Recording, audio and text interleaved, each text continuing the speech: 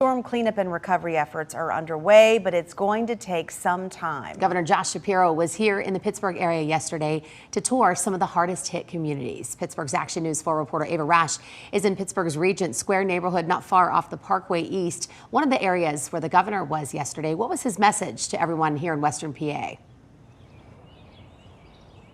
Well, you know, he really did think it was a good idea that state of emergency was issued for Allegheny County. And you can kind of see why right here in Regent Square, we have a massive pile of trees just laying here on the side of the road, branches and debris all over. My photographer Will also just pointed out, now that the sun's up, we can actually see that there are trees all the way farther back that are blocking this roadway. So really just quite the sight to see here this morning now that the sun is coming up. You know, officials that we spoke to also said that this storm was unprecedented. Now, like you were saying, Governor Josh Shapiro was in the area here in Regent Square and touring other areas as well. PennDOT crews have been deployed to evaluate roads and bridges to ensure safety. Governor Shapiro said roughly 400 crews throughout multiple states have been called in to assist Duquesne Light and Power restoration. Shapiro spoke about the lengthy restoration timeline. Take a listen.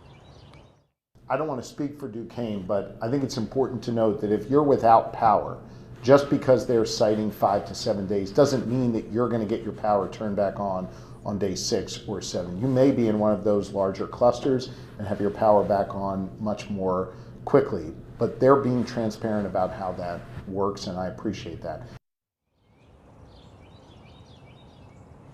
And we should note later on today if Governor Shapiro does issue a state of disaster. Of course, we'll keep you updated on that. But for now, reporting live in Regent Square, Ava Rash, Pittsburgh's Action News 4. And again, Ava, hundreds of thousands of people are still without power right now. Duquesne Light estimates up to a week before restoration is complete. Right now, the estimated restoration time still stands at the 5 to 7 days that you've heard from us before. We'll get a better and more refined restoration as we get a handle on all of the damage that's out there and what the restoration requires. Here's how Duquesne Light addresses the outages. The first priority is public safety hazards. 22,000 have been reported since Tuesday. And then public health and safety facilities like hospitals and nursing homes. Next, major circuits. Finally, smaller neighborhoods and individual homes. And we have more information on the storm-related deaths in our area. First, in Pittsburgh's Southside Slopes, 59-year-old David Lipinski was electrocuted by live wires. Neighbors tell us crews were marking the area on St. Martin Street with caution tape because of those downed wires. And then the crews left to respond to other emergencies. That's when neighbors say Lipinski tried to move the wire away from his truck. There was like so much flames coming off the wire when it was down. So I guess he was worried about his truck getting damaged or even catching on fire. The cop was crying, because he felt so bad. There's nothing you can do. Paramedic came, nothing you can do. You couldn't walk over and do anything. Such an emotional scene as crews pronounced Lipinski dead at the scene. And in the North Hills in Ross Township, 67-year-old Raymond Gordon was killed by a falling tree on Evergreen Road. Police say Gordon was walking back into his home when the tree hit him. His neighbors were stunned.